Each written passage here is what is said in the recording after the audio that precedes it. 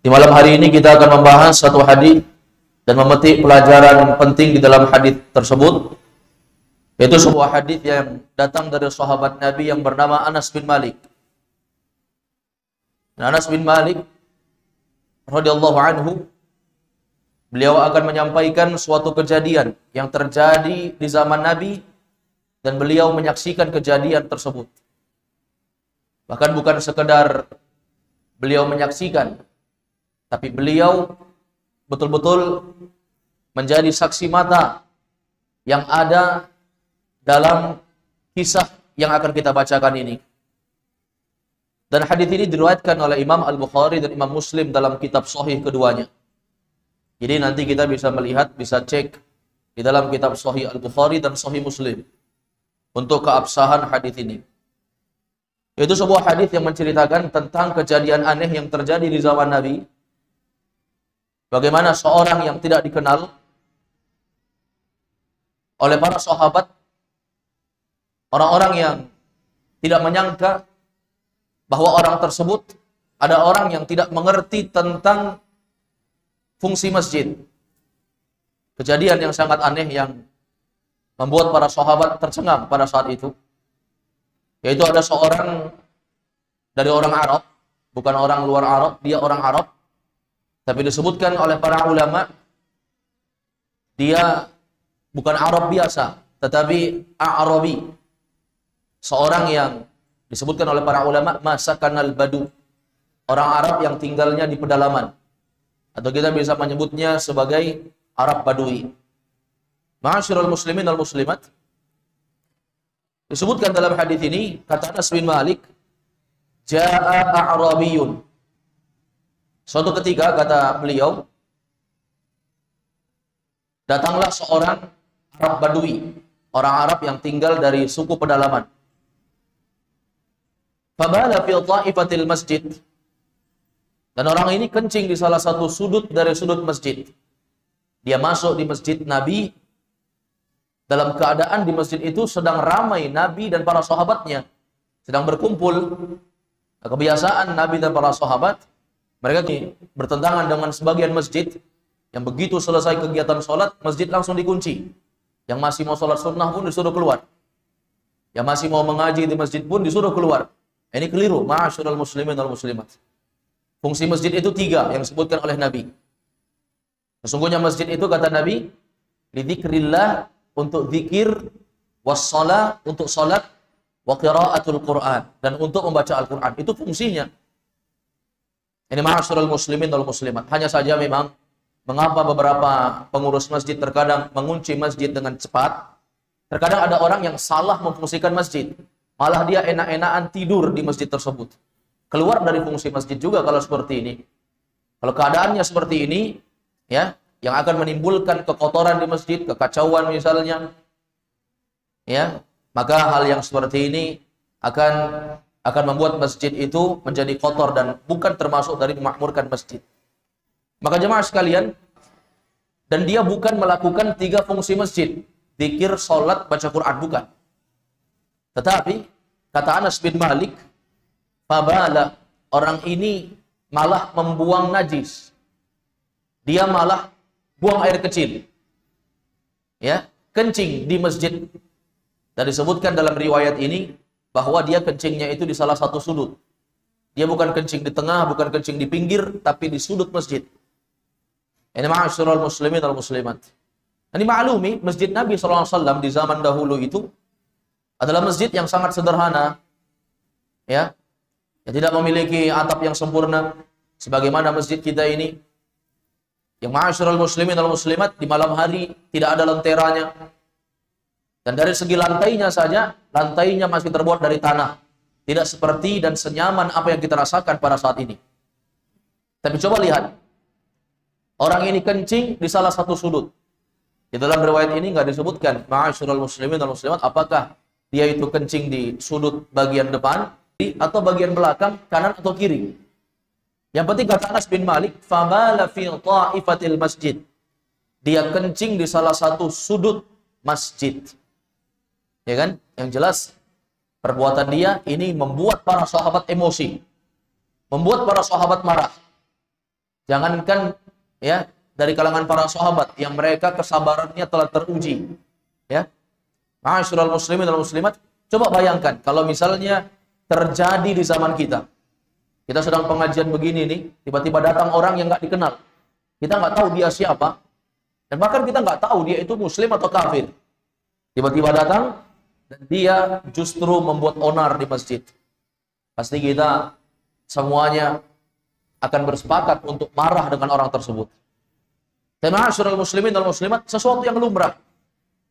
Manusia, kalau mereka melihat masjid Nabi SAW dikotori, tentu mereka akan marah. Ya, jangankan masjid Nabi yang ada di kota Madinah sana, masjid kita saja, kalau misalnya ada orang yang melakukan kekacauan di dalamnya, kita tidak suka. Jangankan najis, jamaah sekalian. Mungkin ada yang membuang sampah, mungkin ada yang minum dengan air minum gelas biasanya yang ada pipetnya ditusuk, kemudian setelah minum, sampahnya dibuang saja. Mungkin disimpan di sudut. Pengurus masjid akan marah. Untuk jamaah yang minum di masjid, silakan sampahnya dibuang masing-masing. Kan seperti itu. Ini lumrah fitrah hati manusia seperti itu. Ada sifat tidak suka terhadap kekacauan yang terjadi di masjid Nabi. Atau di masjid manapun. Karena sudah keluar dari fungsi masjid. Ini ma'asyiral muslimin dan muslimin. Itu bukan najis. Apalagi kalau yang dibuang najis. Itu sudah berbahaya. Jadi kejar sama pengurus masjidnya itu. Yang membuang najis di situ. Dan jemaah sekalian dimuliakan oleh Allah SWT. Para sahabat pun demikian. Disebutkan oleh Anas bin Malik. Fazajarahun nas. Manusia-manusia yang ada di masjid menghardik orang itu. Membentak orang itu. Memarahi. Kalau kita mungkin bukan sekedar dimarahi. Mungkin dikejar dan sudah dipukuli mungkin. Dengan seluruh jamaah. Tapi coba lihat. Para sahabat saat itu, mereka tidak mendahulukan fisik untuk menyakiti orang. Tapi mereka disebutkan fazajarahun nas. Mereka menghardik. Mereka seluruhnya bersepakat untuk tidak suka dengan perbuatan Arab Badui itu. Seorang Arab pedalaman. Ma'asyiral muslimin wal muslimat, jamaah sekalian yang dimuliakan oleh Allah. Di dalam pembahasan pertama ini kita harus mengetahui dulu bahwa Arab Badui itu mereka adalah orang pedalaman. Kalau kita sudah keluar nalar, bukan tingkah seperti orang yang berpendidikan, ya, mungkin orang dari kampung yang tidak pernah belajar etika, adab terhadap manusia yang lain, mungkin orang yang dari tempat-tempat terpencil yang tidak pernah melihat didikan-didikan kebaikan, sopan santun, tata krama di hadapan orang, maka sebagian di antara kita akan melihat sifat-sifat yang keluar nalar. Ini nggak cocok nih seperti ini. Ya, tapi coba lihat, para sahabat sebenarnya mereka sangat suka kedatangan orang-orang seperti ini. Orang-orang asing, kan orang-orang dari kalangan kota Madinah pada saat itu Islam belum tersebar dengan luas, ya. Maka didapati para sahabat itu ya itu saja. Orang-orang yang datang ke masjid Nabi, duduk sama Nabi, belajar sama Nabi, ya itu saja. Artinya, orang-orang tidak kenal dengan Arab Badui yang datang itu. Andai kata dia asli penduduk kota di Madinah, orang-orang akan kenal. Oh ini anaknya si Fulan, oh ini si Fulan, si Fulan. Orang kenal. Karena biasanya orang ini akan berbuat tingkah yang aneh, akhirnya ditegur Nabi, dan Nabi SAW memberikan ilmu baru. Dan para sahabat senang dengan itu. Ini yang mereka cari dari Nabi SAW. Ini jemaah sekalian yang dimuliakan oleh Allah Subhanahu wa taala. Maka coba kita lihat ya, Arab Badui ini disebutkan oleh para ulama, mereka memiliki ciri-ciri khusus ya. Mereka memiliki perawakan dengan postur tubuh yang tinggi biasanya, dengan hidung yang sedikit mancung ya, dan mereka biasanya memiliki kebiasaan kemana-mana itu senangnya mengembala. Suka mengembala, ini kebiasaan mereka. Ya, ini dari beberapa ciri yang disebutkan oleh para ulama dari orang-orang yang tinggal ya di daerah pedalaman, khususnya untuk orang-orang Arab. Coba lihat jemaah sekalian. Kita lanjutkan hadisnya. Fazajarahun nas. Manusia marah ketika dia kencing. Manusia tidak suka ketika dia kencing di masjid. Maka ma'asyiral muslimin, kita perhatikan kalimat fazajarahun nas. Kalimat an-nas. Kalimat an-nas, sekelompok orang-orang banyak, manusia dalam kelompok yang banyak. Nah, itu menunjukkan kepada kita hampir semua dari kalangan para sahabat memarahi orang itu. Itu apa artinya jemaah sekalian? Bentuk kepedulian ya dari para sahabat untuk menjaga dan memakmurkan masjid Allah. Ya, ini hendaknya lahir dari fitrah manusia di hati kita. Ya, jangan kita malah tidak peduli dengan ini, atau bahkan diri kita sendiri yang mengotori masjid. Sampah kiri kanan. Ya, sebagian orang ada yang ketika sholat sambil mengorek-ngorek kotoran yang ada di giginya, begitu dapat kotorannya dia buang di karpet. Ya, sesuatu yang bentuknya tidak sama sekali memakmurkan masjid. Mungkin andai kata misalnya ada sisa makanan, kita tidak boleh menelannya karena itu membatalkan sholat. Mungkin kita bisa mengambilnya, menyimpan di kantong kita. Itu gerakan darurat, tidak apa-apa. Gerakan yang seperti itu tidak membatalkan sholat. Karena itu adalah asyai'ul yasir. Sesuatu yang sedikit. Itu yu'fa. Hukumnya dalam syariat dimaafkan itu jamaah sekalian. Maka jemaah sekalian dimuliakan oleh Allah SWT, tapi ada kejadian yang sangat unik. Saat semua manusia marah dengan Arab Badui itu, kata Anas bin Malik, "Fanaha humun Nabi." Justru Nabi melarang sahabat untuk memarahi Arab Badui itu. Coba lihat. Nah, ini tentunya, ma'asyiral muslimin wal muslimat rahimani rahmakumullah, ada beberapa pelajaran ya yang bisa kita petik dari pengetahuan Nabi berdasarkan dengan wahyu yang Allah SWT telah berikan kepada Nabi SAW. Beliau tidak ikut untuk memarahi Arab Badui, tapi beliau justru melarang sahabat. Para sahabat, jangan dimarahi orang itu. Coba, ma'asyiral muslimin wal muslimat. Kalau kita lihat, ya, seakan-akan secara zahir, secara nampak dalam hadis ini, Nabi SAW mendukung. Seakan-akan Nabi SAW melarang. Harusnya kan Nabi SAW itu pemimpin. Harusnya yang lebih marah. Tapi coba lihat.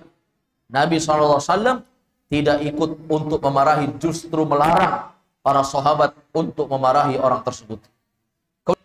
Yang dimuliakan oleh Allah SWT, Anas bin Malik sebagai saksi yang melihat langsung kejadian itu dengan mata kepalanya, beliau mengatakan, "Falamma qada baulahu, amara Nabi sallallahu alaihi wasallam bidhanubin minal ma." Maka ma'asyiral muslimin wal muslimat, kata Anas bin Malik, falamma, tatkala qada masjid itu, amara Nabi sallallahu alaihi wasallam bidhanubin minal ma. Nabi memerintahkan untuk mengambilkan seember air, fa'uhriqa alaih, dan dituangkanlah seember air itu di atas kencing seorang Arab Badui tadi. Ma'asyiral muslimin wal muslimat, jamaah salat maghrib yang sama-sama dimuliakan oleh Allah Subhanahu wa taala. Sekarang kita lihat beberapa faedah yang disebutkan oleh para ulama dari hadis Anas bin Malik yang diriwayatkan oleh Imam Al-Bukhari dan Muslim ini. Sangat banyak sekali faedah yang bisa kita ambil pelajaran. Di dalam khususnya orang-orang yang suka untuk ke masjid.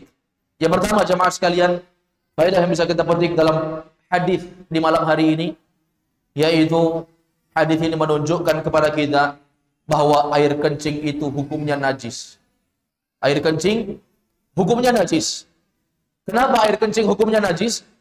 Karena Nabi SAW memerintahkan untuk para sahabat mengambilkan seember air, dan para sahabat diperintahkan untuk membersihkan itu dengan dituangkannya air di atas air kencing tersebut.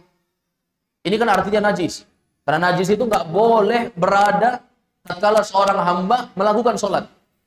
Ada 3 yang mesti diperhatikan jemaah sekalian. Najis itu tidak boleh ada pada seorang ketika dia melakukan sholat.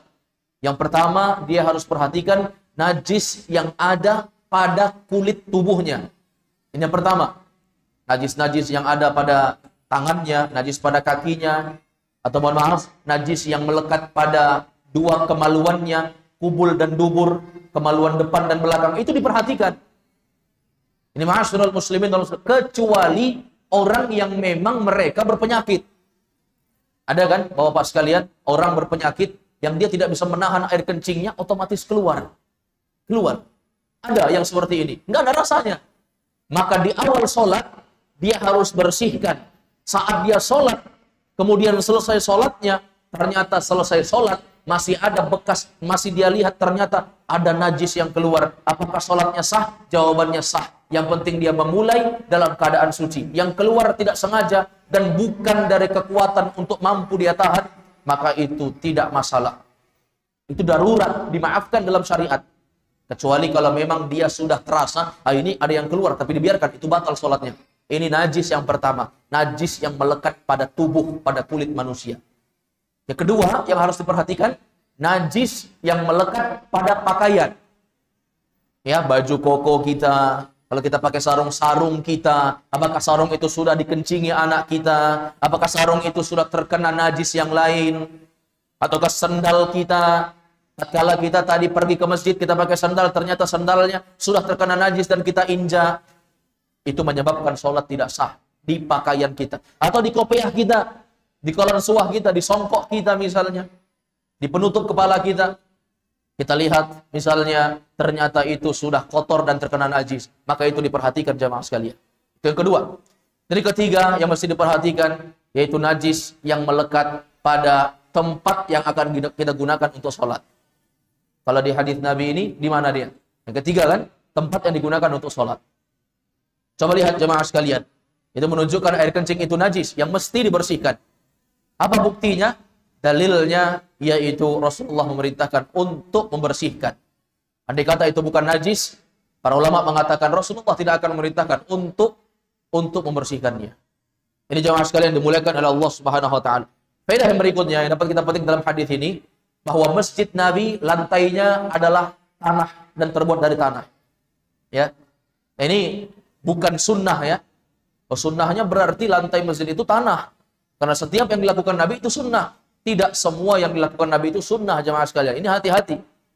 Yang mesti kita pahami, tidak semua perbuatan yang dilakukan atau yang ada di zaman Nabi itu dikatakan sunnah.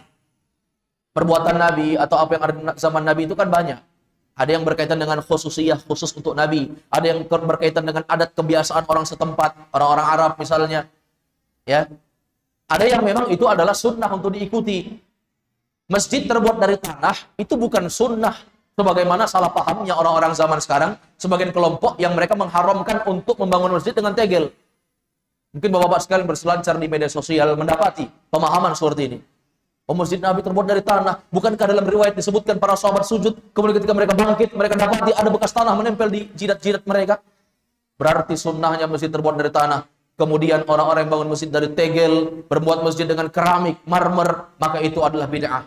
Itu bid'ah secara bahasa. Tetapi secara istilah, itu boleh dan bahkan disyariatkan. Karena itu adalah bentuk membuat orang semakin nyaman dengan keadaan-keadaan tatkala mereka melakukan ibadah sholat. Menegakkan ibadah kepada Allah Azza wa Jalla. Ini ma'asyiral muslimin. Ya mungkin saja di zaman Nabi SAW belum ada yang seperti apa yang kita lihat di zaman ini. Apa yang kita gunakan zaman sekarang. Ya, sudah disemen dengan cantik, kemudian dilapisi dengan tegel, sebagiannya dengan marmer yang mahal, sebagiannya lagi dilapisi dengan karpet, ya. Dan sebagiannya lagi sudah ada karpet masjid, dilapisi lagi dengan karpet yang sangat empuk. Masya Allah sekali. Begitu orang sujud, Allahu Akbar. Saking lembutnya, tertidur banyak orang. Jamaah sekalian dimuliakan Allah. Itu kita dapati. Ya. Apalagi masjid-masjid yang ada di Jakarta sana. Ya, masjid-masjid megah. Itu ma'asyiral muslimin, kita injak karpetnya, tenggelam kaki kita sampai mata kaki. Sangat empuknya itu karpetnya itu. Sangat luar biasa. Ini jamaah sekalian dimuliakan oleh Allah. Masjid Nabi terbuat dari tanah. Apa dalilnya bahwa masjid Nabi itu terbuat dari tanah? Ya dari perintah Nabi. Andai kata masjid Nabi itu lantainya tegel, tidak akan mungkin Nabi perintahkan untuk menyiram satu ember air. Coba bayangkan saya jamaah sekalian. Kalau masjid terbuat dari tegel, kemudian ada orang kencing di sudut masjid, di tegel tersebut. Setelah itu disiram satu ember. Apa yang terjadi? Najisnya akan semakin banyak dan bukan cara menghilangkan najis seperti itu. Tapi karena terbuat dari tanah, dan didukung dengan riwayat yang banyak yang lain, maka itu menegaskan kepada kita bahwa masjid Nabi itu terbuat dari tanah, sehingga disiram dengan satu ember air kencing yang bentuknya najis itu akan meresap, disiram dengan air yang suci sehingga najis itu akan hilang dengan menyerapnya di dalam tanah. Ini jamaah sekalian dimuliakan oleh Allah Subhanahu wa taala. Kemudian jamaah sekalian, ya, terdapat faedah kepada kita bahwa hendaknya seorang yang melihat masjid Nabi ataupun masjid-masjid mana saja dari rumah Allah yang dikotori oleh sebagian orang, hendaknya seorang muslim itu memiliki rasa cemburu dan dia marah, ada rasa tidak suka. Ini kemungkaran ini jamaah. Kata Nabi SAW, man ra'a minkum munkaran falyughayyirhu biyadihi. Barang siapa yang melihat kemungkaran di antara kalian, hendaknya dia mencegah dengan tangannya, kata Nabi. Sekarang coba lihat.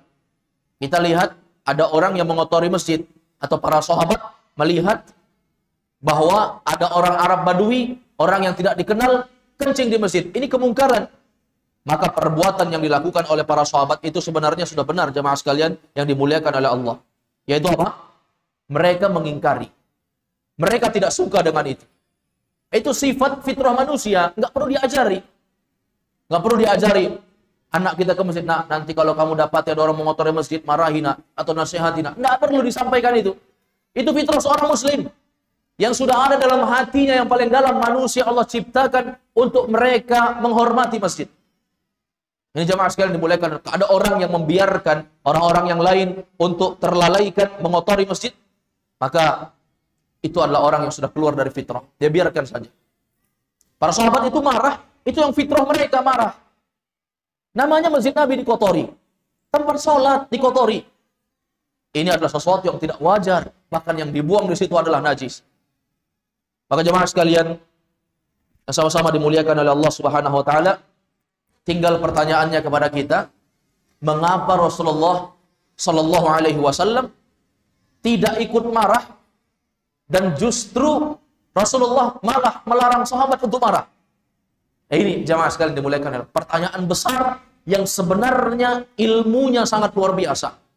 Yang para sahabat tidak sampai di sana akal pikiran mereka.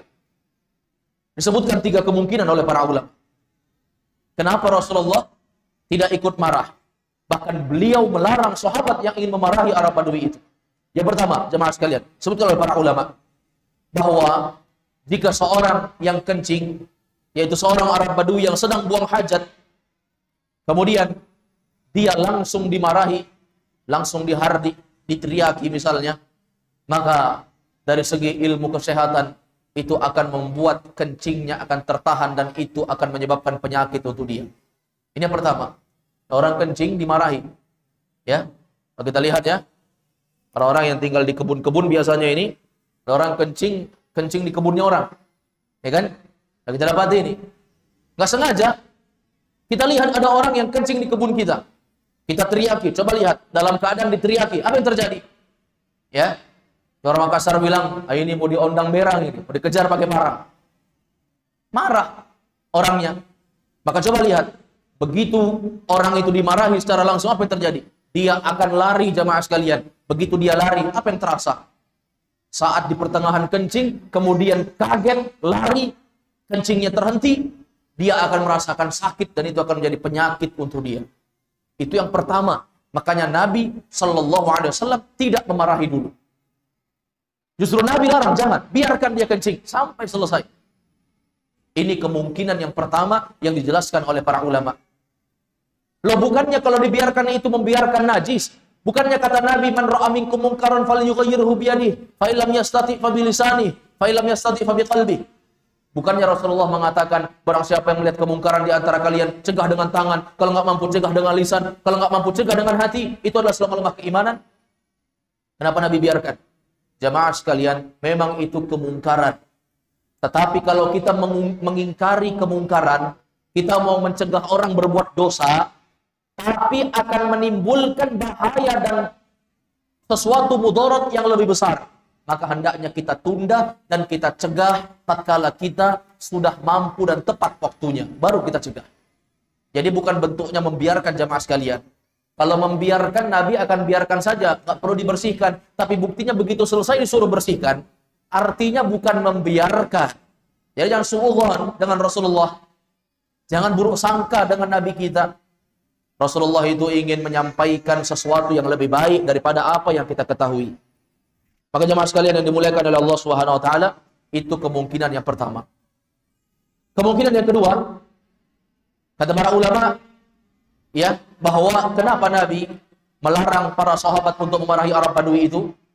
Kemungkinan kedua jemaah sekalian yang dimuliakan oleh Allah, bahwa seorang yang kencing, ya, kemudian jika dia langsung dimarahi pada saat itu, maka bisa jadi dia berbalik arah kepada orang yang memarahinya.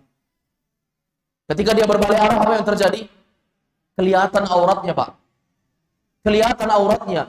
Asalnya dia kencing di sudut masjid.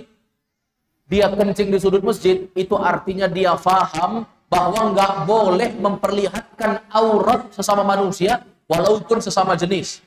Yang di masjid itu laki-laki semua. Tapi dia kencing di sudut. Kenapa? Supaya auratnya nggak kelihatan. Nah, ini bertolak belakang dengan sebagian kaum muslimin yang mereka beragama Islam, seakan-akan tidak mengenal agama dan tidak mengerti hukum seputar, ya, pembahasan yang berkaitan dengan aurat. Ya, ada orang yang saling kencing temannya. Ya, di sebagian orang-orang yang tinggal di tepi-tepi pantai itu, mereka buang air besar sambil ngobrol berbaris di pantai. Itu kita dapati. Kalau ditanya apa agamanya? Muslim. Na'udzubillah. Ya kan? Ini pemandangan apa seperti ini? Tidak mengerti ilmu agama, hal-hal yang bentuknya orang yang nggak kenal Islam sekalipun paham memperlihatkan aurat itu tidak boleh dalam syariat. Apalagi seorang muslim, jamaah sekalian yang dimuliakan oleh Allah Subhanahu wa taala. Dia kencing di sudut. Saat dimarahi, otomatis dia akan balik. Ketika dia balik, bisa jadi auratnya akan dilihat oleh orang banyak. Bahaya tidak? Bahaya. Kencing di masjid bahaya. Tapi jangan ditambah lagi dengan bahaya yang lain. Sudah terlanjur kencing masalahnya.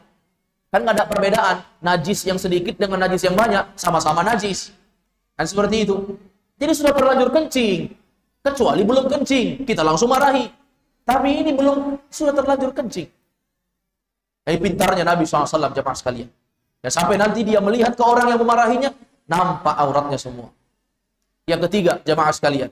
Orang tadi kencingnya di mana? Di sudut masjid kan? Dia kencing di sudut masjid. Kata para ulama, kemungkinan ketiga.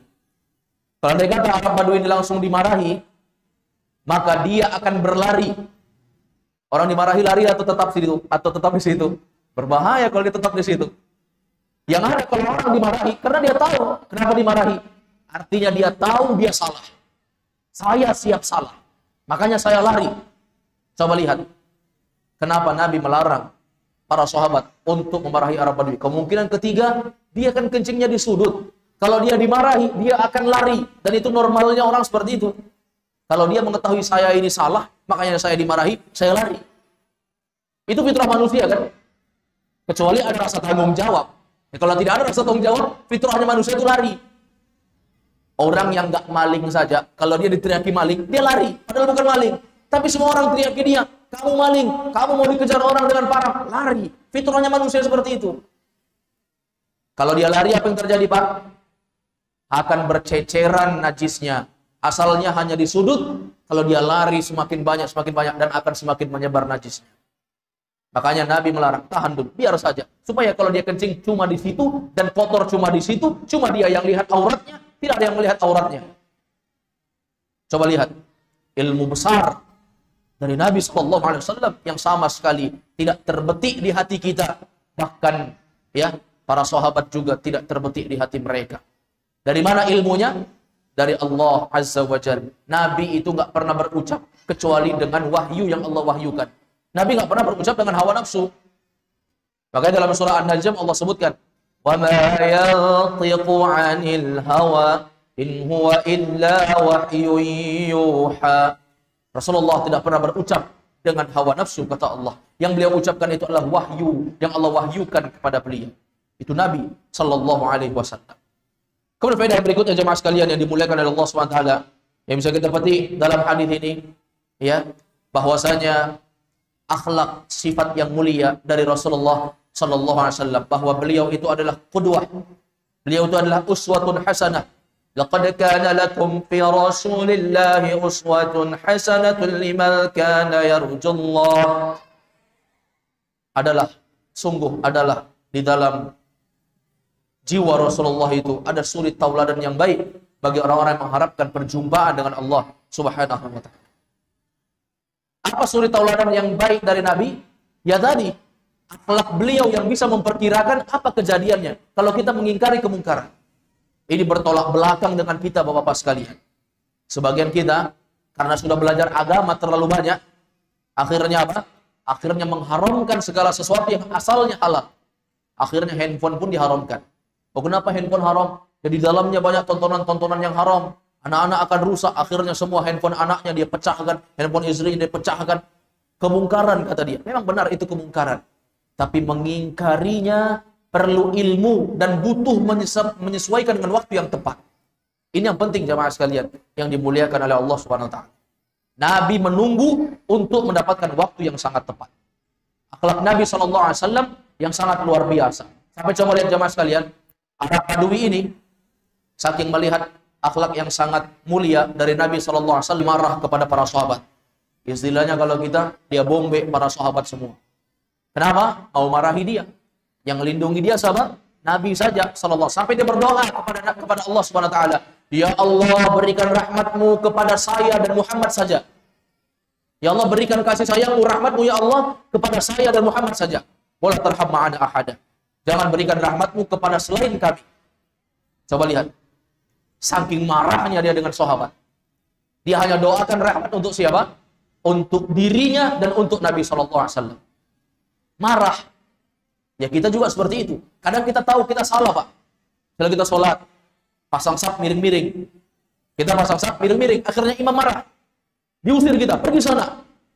Tapi coba lihat jamaah sekalian, apakah terbetik di hati kita, ini orang yang sholat safnya miring-miring, dia paham nggak meluruskan saf? Apakah sudah sampai ilmu sama dia? Kalau belum sampai ilmu, nasihati dengan baik-baik.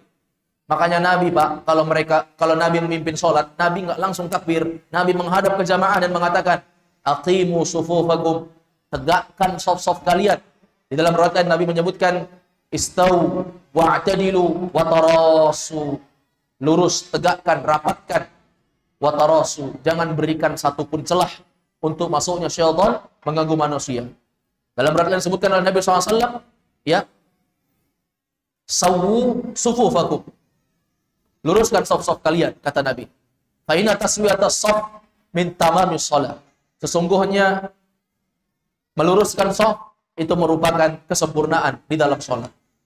Jadi sampaikan baik-baik, jangan kita marah-marah padahal orang itu butuh dibaiki.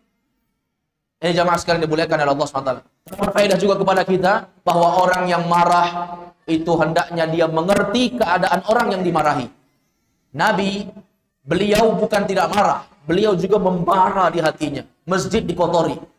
Tetapi jamaah sekalian dimuliakan oleh Allah, beliau faham keadaan orang yang kencing itu. Ya kita harus paham jamaah sekalian. Kadang Pak, kita sebagai seorang guru yang punya peserta didik di sekolah-sekolah, atau kita seorang dosen yang punya anak-anak mahasiswa yang kita didik, ya, maka kita harus perhatikan. Ini kita sampaikan sesuatu yang anak ini sudah paham atau tidak, baru kita marah. Kalau memang sesuatu yang anak itu belum paham, kita di situ marah-marah sama dia, itu namanya nggak wajar. Termasuk orang tua memarahi anaknya, ya, menegur anaknya dengan cara yang kasar, sementara anaknya nggak paham, nggak sampai di situ pikirannya, maka sampaikan dengan baik. Ya, kita harus mengerti orang yang ingin mengingkari kemungkaran, dia harus paham keadaan orang yang akan dia ingkari kemungkarannya. Kemudian faedah berikutnya jemaah sekalian dimuliakan oleh Allah Subhanahu wa taala, terdapat didikan yang sangat baik dari Nabi. Nabi kalau menegur orang pasti ada solusi dan sangat menyenangkan. Nabi itu punya dua sifat, Pak. Basyiron, nadhiron. Ini sifat seorang nabi. Dan seorang pendakwah, seorang kepala rumah tangga, dia harus punya dua sifat ini. Basyiron artinya suka memberi kabar gembira. Bapak-bapak yang kerja di luar rumah, pulang ke rumah, sampaikan kabar-kabar gembira dengan istri, cerita dengan anak-anak. Jangan cerita kabar gembira dengan teman-temannya saja di warung kopi. Jumpa istrinya buka masam. Itu sifat yang jauh dari Nabi. Nabi SAW sering memberikan kabar gembira kepada sahabatnya, apalagi kepada istrinya dan anak-anaknya. Yang kedua, Nabi itu punya sifat nadhiron, suka mengingatkan orang. Kalau ada orang yang salah gerakan sholatnya, sampaikan. Kalau ada orang yang tidak mengerti gerakan sholat, ingatkan. Kalau ada orang yang keliru dalam masalah-masalah ibadah, ingatkan, nasihati, sampaikan dalilnya. Pak, ini keliru Pak, yang benarnya seperti ini. Apa dalilnya? Rasulullah bersabda, di Al-Quran disebutkan demikian. Orang tenang jamaah sekalian. Oh Alhamdulillah, ada yang mau mengingatkan saya. Ada orang sholat Allahu Akbar, mengangkat tangan sampai melewati kepala. Ingatkan, Pak, Nabi SAW dalam banyak riwayat Sahih Bukhari, Sahih Muslim, beliau hanya mengingkari, beliau hanya melakukan takbir itu kalau enggak sejajar dengan pundak, sejajar dengan telinga. Enggak pernah sampai seperti ini. Sampaikan sama mereka. Jangan kita langsung oh ini ahli bid'ah ini, sesat neraka jahanam, enggak boleh diajak bicara. Akhirnya orang enggak ngerti agama bagaimana caranya. Semua orang dia sesatkan, semua orang dia salahkan, yang beda dengan dia pokoknya kita nggak cocok. La salam wala kalam, nggak ada ucapan, nggak ada pembicaraan. Habis sholat pulang, nggak ada tegur sapa. Saudaranya menegur, Assalamualaikum, bos jawab, ahli bid'ah. Kenapa? Takbirnya lewat kepala.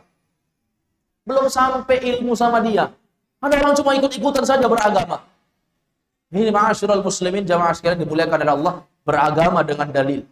Beragama dengan dalil. Dari sifat Nabi yang mengarahkan mengarahkan Arab Badui ini menjadi faedah terakhir kita di malam hari ini, bahwa Nabi mengatakan, nasihati dengan baik. Panggil Arab Badui, sini Arab Badui. Dinasihati Nabi. Kata Nabi apa? Inna hadhil masajid la tasluhu li syai'in minal bauli walal qadar. Inna ma hiya li dzikrillah was-shalah wa qiraatul Qur'an. Ini disampaikan, wahai Arab Badui, sesungguhnya ini adalah masjid, kata Nabi. Ini adalah tempat ibadahnya kaum muslimin. La tasluhu li syai'in minal bauli walal qadar. Tidak cocok seorang buang hajat di sini, buang air besar atau buang air kecil. Itu enggak cocok. Innama hiya li dzikrillah. Tetapi ini tempatnya adalah untuk berzikir kepada Allah, untuk salat dan untuk menegakkan membaca Al-Qur'an di dalamnya. Ini jamaah sekalian yang dimuliakan oleh Allah SWT, dari beberapa faedah di dalam hadis Anas bin Malik yang diriwayatkan oleh Imam Al-Bukhari dan Imam Muslim. Masih banyak faedah yang dapat kita petik dalam hadis ini. Hanya saja waktu kita terbatas. Mungkin yang kami sampaikan yang bermanfaat pada diri kami pribadi dan pada jamaah sekalian. Semoga kita menjadi seorang muslim dan muslimah yang tetap bisa untuk memakmurkan masjid Allah. Semoga Allah mewafatkan kita seluruhnya di atas husnul khatimah dan mengumpulkan kita bersama orang-orang yang soleh, para nabi, para syuhada, dan orang-orang yang soleh. Mungkin sekian dari kami. Apa yang benar datangnya dari Allah, apa yang keliru datangnya dari diri kami pribadi dan dari syaitan. Hadza huwa wa sallallahu wasallam ala nabiyina Muhammad wa ala alihi wa sahbihi wa sallam. Subhanakallahumma bihamdik, asyhadu an la ilaha illa anta, astaghfiruka wa atubu ilaik. Assalamualaikum warahmatullahi wabarakatuh.